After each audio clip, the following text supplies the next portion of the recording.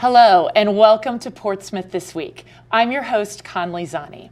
This show is under the auspices of Rich Rayner, our Portsmouth Town Administrator. Together, Rich, myself, and the entire Portsmouth This Week team are on a mission to build community. We do that by bringing you accurate and timely information about the issues that impact you. We introduce you to the faces, the leaders, the personalities that make up this magical place in which we live. I am so excited about today's show. I have three guests with me from the food bank. I have Marianne Crittenden, Scott Jameson, and Ann Pierce. Welcome to all of you. I'd shake your hand, but I'd have to throw myself across the table to get to you, Ann. Yeah. We have such a story to tell about your amazing organization. I'm so delighted that I got invited to come see everything in action last week, and I can't wait to tell about it. I think we got to start with a little history because that was absolutely fascinating how you came to be. So Scott, can I just put you on the spot and have you wind the clock back, tell how you got involved, how this was created? So from the beginning, in July of 2020, we got a call from the town of Portsmouth, their outreach coordinator for the food bank that was stationed at St. Barnabas. That was the product of FEMA money that had trickled down to Portsmouth Emergency Management for the purpose of food insecurity. Yeah, and we're in the middle of COVID. Yep. Right? So this money came because of COVID. Yes, correct. Okay, So the town had reached out to St. Barnabas Church, who graciously opened their doors to the town and the town's volunteers, who allowed them the use of that space to operate a food pantry because St. Barnabas had experience doing that previously during the holidays. Okay. But at some juncture, St. Barnabas needed their space back because the food bank was occupying the entire church hall. Oh my goodness! It was quite the production. They had stuff all over the place, and that was not a good permanent solution. Right. So I got a call from Marcella Bauer from the town, and she said she asked whether St. John's would be willing to host the town's food bank, and so I brought it to the lodge. The brothers of the lodge, as secretary there, the lodge voted to allow the food bank to occupy the space downstairs because, again, it was smack dab in the middle of COVID. There's nothing else going on. Yeah. So you're on the board. You were on the board of the lodge. That's correct. Okay, and that's why you got the call. Yes. All right. Cool. So fast forward about a month, and we've we've physically moved the food bank from St. Barnabas to St. John's. No small feat, I'm sure. Oh, it was a busy couple of days. Marianne's going, I remember that. So the town's food bank started operating at the lodge on 30th of July 2020. And it continued under the auspices of the town for about another month until their coffers were empty, functionally. This was not a continuous influx of money from the government. This was kind of a one-time thing, and once it's gone, it's gone. Was it like a federal thing? It started as federal and trickled down. Yeah, it trickled down. So come September, I sat down with some of the fine folks from the town again and said, hey, listen, I understand there's not really any money left, but we'd like to kind of take this over ourselves, because at that juncture, I believe we were serving approximately 35 or 40 families a week. So you were seeing familiar faces and realizing how important it was. Right. So to all the volunteers at the food bank, we decided amongst ourselves that this was something that we wanted to keep up and try to carry on as an independent project of the lodge. So we broke off, and it became a lodge project, and it continued that way until February of 22.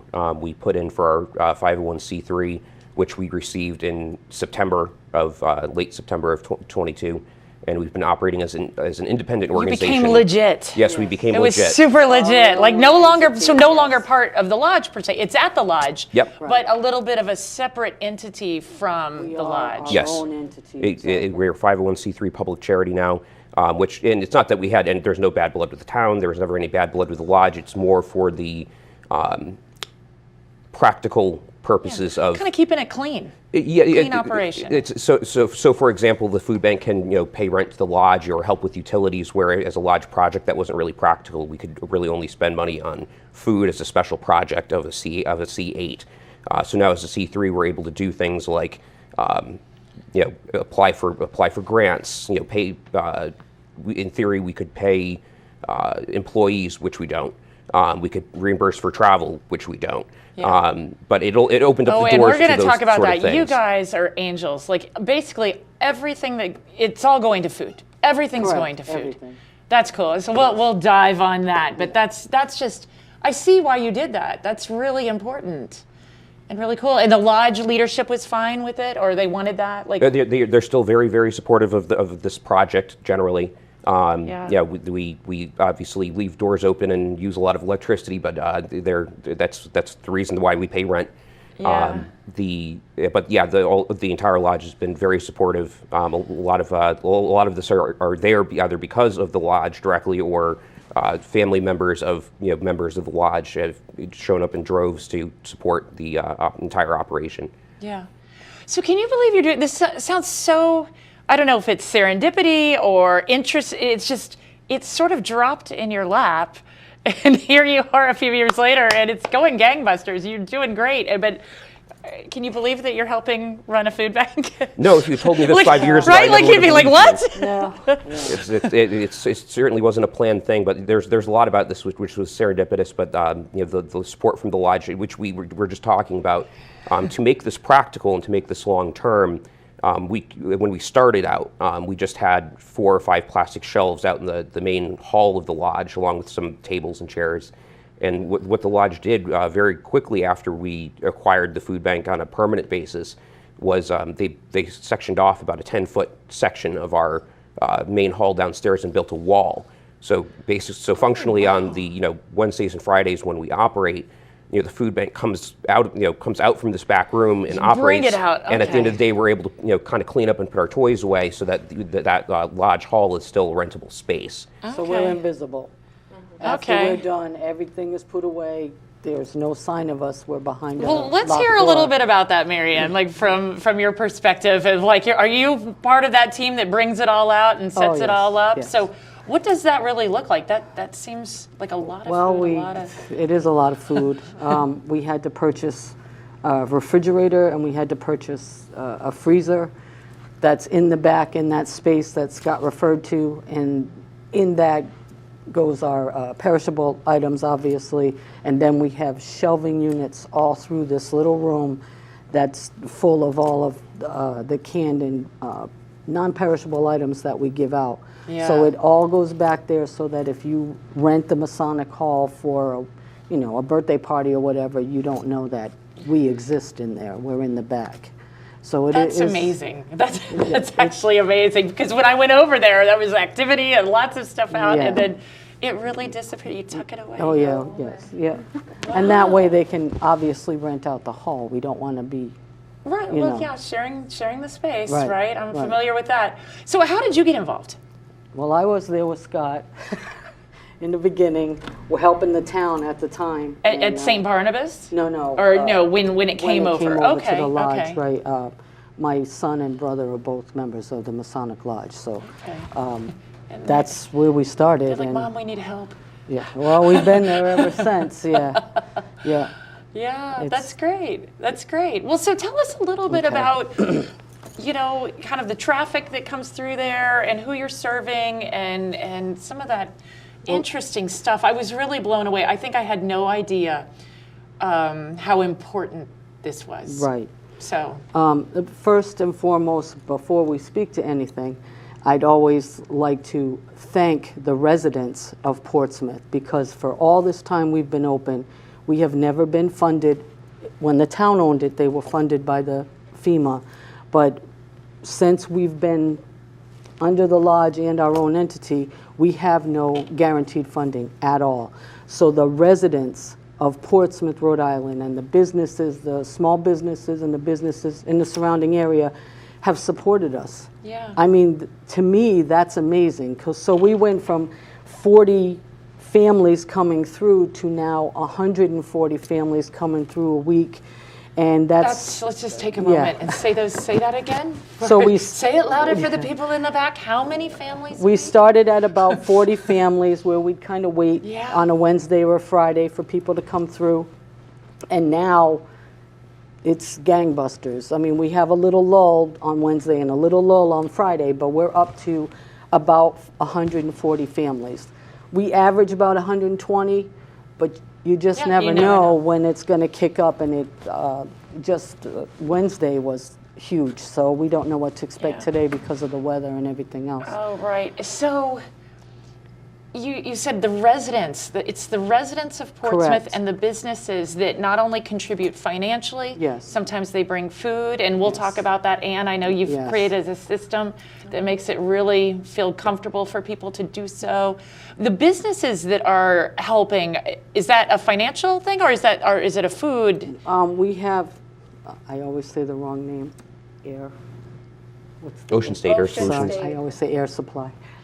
Ocean State Air have been, since they found out about us, they'll go shopping and fill a car, a SUV full of groceries and bring it and drop it off and help us unload it and get it into the building.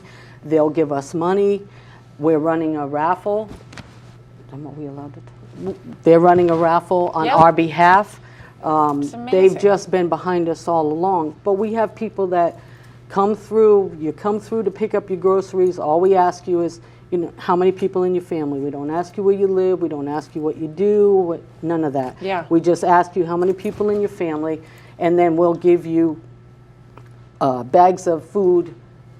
It's the same food every week to keep it going, but to make sure that everybody has enough meals to make it through the week. We're not going to feed them for the whole week, but we're going to give them enough meals to stretch their budget. Yeah. But we have other people who come through and just hand us a check, or hand us a bag of groceries, or Yeah. pop their trunk and say the groceries are in the back. Right. And that's what the residents of Portsmouth, and some of the surrounding areas as well, they come through and they have been keeping people fed in Portsmouth for almost 4 years.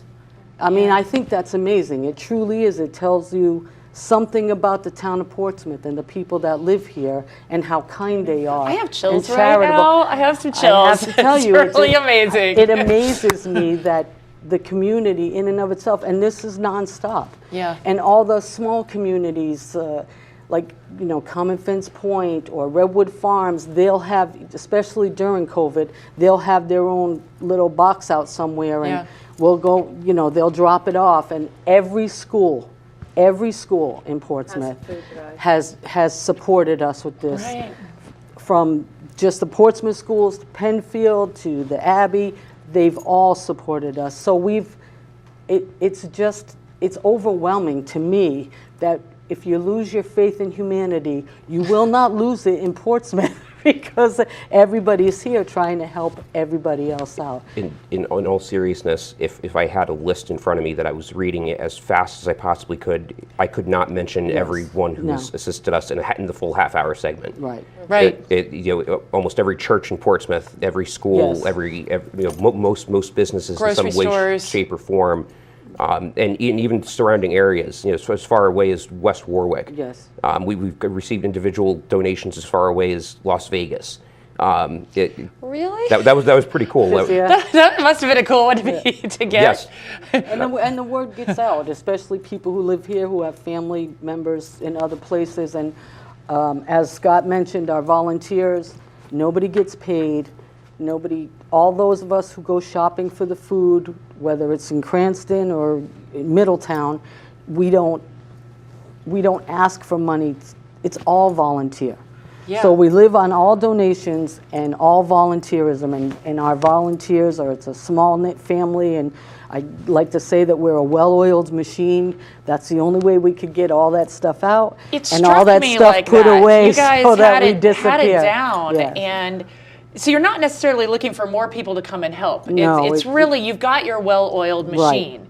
It's just the donations are appreciated and Yes. everything. Yes. Now, are you part of the going shopping teams? The three of I you? am, Yes. Ann is. Are you always just thinking about where can I get these? It sounds like you've got your staples that are Right. for the 10 meals that Yes. is in each bag, right? So there must be some science behind all Well, that. honestly, we go to the same stores every Yeah? week. Yes. Okay. Right in the very beginning, we basically developed a matrix that was each of the staple products that Yes. we absolutely need to put in the bags, and then 8 or 9 different stores and said, all right, Yeah.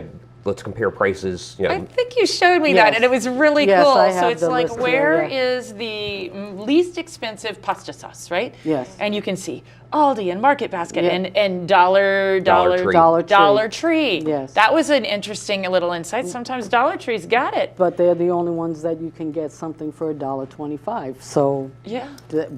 when we go to Dollar Tree, they fill my car with the stuff we buy from Dollar Tree. So, and we go to Restaurant Depot and Warwick to get large items that we will then divvy up amongst the So group. again, well-oiled machine, right? I mean, that's serious business, that matrix. I Yes. like, that was very cool. I was like, can I have that so I know where I can go shopping, right?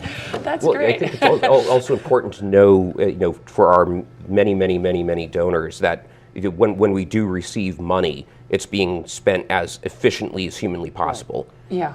And- Yes, so it's and- not going to volunteers. Right. It's going And right to the food. Correct. And the list came out because I was doing the majority of the shopping by myself, and we had to come up with the what if Marianne gets hit by a truck list. Only See, it isn't because, so. but it's just somebody has to be able to, in an emergency, be able to go do Right. How It. often are you shopping? Weekly. weekly. I'm sure at least. Well, we have yeah, I to- was going to say, can yeah. you not? I bet you can't go to the grocery store without like thinking about this. Oh, I don't even go grocery shopping for my own family. If I remember something, I go, can you charge this aside from this over here? Yeah. But it's always on our mind if we see something that possibly, because we'd like to, if we can afford it or we get, especially when St. Anthony's donates money to us, and we'll go out and get an extra thing so Yeah. that everyone gets something extra. Right, So right. Yeah, so it's- you've got your basics Right. for the 10 meals. Right. And then kind of anything that would come in extra would be a little gravy, a little Something, yeah, as long as we can bonus. buy enough to give everybody that, at least that 1 week, that's what we do. Do you have some interesting, funny things of like what these extras might be, like things that stand out to you that are like, wow, we had. Well, it's usually meat. It's meat. usually meat. We So try and Oh, get okay. that try meat, to buy yeah. like pork chops or something different than what they're normally getting Yeah. every Yeah. week. breakfast sausage, Yeah. Okay. the good stuff. Yeah. Because I don't, in all honesty, I don't know how, because I shop every single week and I go to the same stores every day that I go, I see the prices go up every time I walk in the door. And I just wonder how somebody on Social Security can make a budget for their meal. I don't understand how they can, because their gas is going up and their rents are going up and Yeah. the heat's going up, their money's not going up, so the only thing left is their food. Yeah. So that's why our goal was to make sure we know they have, and it's more than 10 meals, but I can say basically a family of 4 will get 10 meals out of what we put in the bags. And I just want to reemphasize what you said earlier is when somebody pulls up, you're not taking their name, any personal information. You're just like, how many people in your family? And then you give them the right thing. And that's important. You know, there's some dignity around all of Correct. that. And also, you know, I know some people are like, why aren't you part of the broader umbrella food bank of Rhode Island? And this has to do with that, Yes. right? Just a little bit. It's- Can you it's- expand on that a Well, little? There are different restrictions. One being that you have to keep track of people and how often they come to the bank. That's Right. one thing. And I'm not picking on one funding organization or another. I just Yeah. know these are certain facts. And the other one is that They need to come in and they need to shop. Right, like it's a grocery store. And Right. that's not what's happening. with correct. And we don't do that anyway. We don't, I mean, don't get me wrong, we have some SpaghettiOs and canned vegetables and things like that that we throw in as extras, but we don't have a great, you know, difference of things. We have the same thing to, you know, hopefully Wednesday's your spaghetti day, so we're going to make sure you have spaghetti and sauce, and you know, this day could be the sandwich day, so we just try and get you through the week, but we don't go shopping for different things. But usually, if Ann does her magic, she'll go shopping and we'll get, you know, an extra, some kind of meat, or if I find something on sale, I'll make an executive decision when I'm at Restaurant Depot and buy heads of romaine lettuce. It all depends. If it's a good sale, then I load the car up and that's an extra produce that they're getting Yeah. with the normal produce they get every time they come through. Yeah. And the other thing about us, and I don't know how other food banks are, but we have a connection with the people who come through, especially the people who've come through for almost all 4 years. And we've, been with and prayed with at least 5 different individuals I could think of who were dealing with cancer while they were coming through, or families who had a loss while they were coming through. And we only know their first name, but we hug people, we give them water and tell them it's going to be okay. And the first people, when they first come through, some people wait until the very last minute, and now they have to do it, and they didn't want to do it. And they'll come through and they'll be very upset, and we tell them that everybody here has been in your spot. Yeah, they're at a desperate place. Correct. Is what it feels And we've like. all been in a bad spot, maybe not as bad as you, maybe worse than you, but there's no judgment here. There's no judgment at all. And then, we'll try and give them extra cookies or brownies, give them some junk food to help them through the day. But it seems like you know these people. You feel this connection with yes, them. we do. And that's really important. And if they didn't show up, you'd be like, where are they? We have. That's we happened have many times. had Have you that chased them down or something? Not chased them down, but kept looking to see if anybody, because Portsmouth is a small community, and you can usually catch wind of something What's going or on. other of what's going on. Another beautiful thing, though, that I understand is it's not fully just Portsmouth people that No. you're serving. Anyone can come to your food Absolutely. bank. And so We don't sometimes care where you live. get some people Just from. care that you have need. Yeah. And we have people, there may be people who live in Tiverton or Bristol or wherever, but a lot of them may work on the island. So their only opportunity to get food from a food bank is on whatever weekday they're open, and we're open till 4. So we have the same regulars that come through, and we have some from Mass, but they work on the island. So Absolutely. why would we not help Everybody's them? a human being. We got to. Exactly. Yes. And if you're hungry, then that's what we're there for. Yeah. Well, I tell you, it's very inspiring to hear what you guys are doing. So if I'm sitting here and I want to help, and let's say I want to go shopping and bring some food. So Anne, let me turn to you and hear just a little bit about, you've set up a way for people to kind of do some shopping through Amazon, right? Right, we have an Amazon, I call it Amazon wish list, Okay. but it's our staples.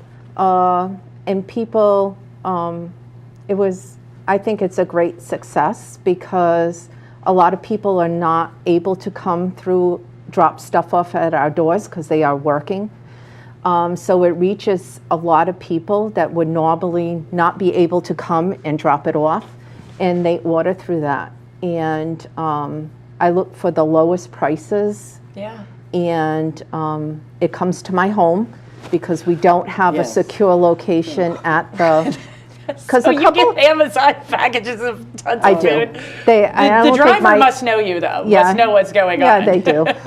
And and then I bring it to the lodge, and it's been a godsend because it helps a lot of people, and they love it. I do get people that'll write me and say, oh, is this going to go to the lodge or whatever, and I say yes, right. and they they know how much they can spend, and they spend and they pick what they want to order. So it's been great. Yeah. It's been a good success. Tell me a few more things about what you do in your role in particular. I wear many hats. We Yeah. all do. Yes. Yeah. I'm there constantly. So I left St. Anthony's Food Bank, which Okay. I ran for 12 years, and we merged with them. And a lot of the clients that we used to see at St. Anthony's now come to St. John's. I do fundraising. We do a little bit of everything. So there's a raffle happening right now through Ocean State? So Ocean State Air is doing, they have generously donated a mini split. Whoa. It's valued at $10,000 and it's my goodness. installed. So that raffle will be starting April 12th and run through May 24th. And it's $50 a ticket. Yeah. What's your website? We'll just tell people to go to the website to find more information, right? Yep, and it'll be on our Facebook page also. Okay. So we do have a Facebook page where you can find out a lot of information. And you're running that too? Yes. Of the many hats, right? And then we have our website, but you find more information on our Facebook page as far as like daily activities or people who have donated and stuff. Yeah. So That's fantastic. Well, we just have a few minutes left, and I'd love to just let each of you say maybe what you're most proud of or what you're most touched by or why you do this. Like, why do you wake up every day and come and do this? And I just feel like it's so great to meet people like you all, that I can see the passion, I can sense the passion. And can you just speak to that I'll let each of you have a chance. Marianne, do you want to just kind of speak from the heart there? Well, my issue is I used to work every day there. I could flex at work and still work at the food bank, and I can no longer do that. So I'm there at the end of each day, and I'm there on the other days to stock it and all of that. Yeah. But there's nothing better than walking out, and if someone sees me, they smile. At a food, they're coming through a food bank, but they smile because they recognize me, or, they know they're going to have a conversation. And I truly believe that's even more than the food that we give, that makes a huge difference. It's like hope. You're giving hope. Yeah, but they're just the fact that they feel comfortable coming through there and talking to us like we're just pals going to the same club or something, I think that's truly amazing. You've done it right. Yes. Yes. I Yes. do think so. Clearly. Scott, how about you?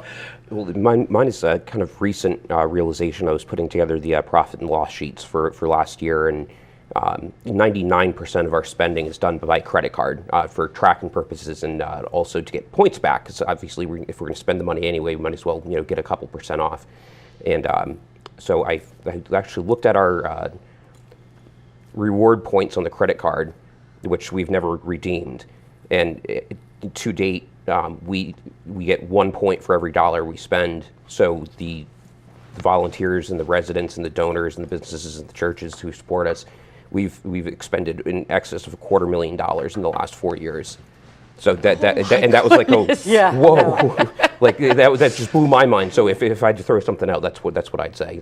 That's kind of jaw-dropping, right? Amazing amount of community support to make this happen. Yeah. Yeah. And Anne, how about you? I've been doing this for so long. It's the I don't know, what fuels me is I just love to help people, and I don't think that anybody should ever have to choose between medication and food. And it's great knowing the people. You have a connection with them. They know me by name. It's just a love from mankind and the community. Well, thank you all. I really, thanks for educating us. I'm so impressed and so proud to be part of Portsmouth. I'm about to have a little tear here. I know, I was just going to right? do that. Thank you, residents. We yes, love thank you. All right. Thank you for being on the show. Thank you. We'll see you next time on Portsmouth This Week.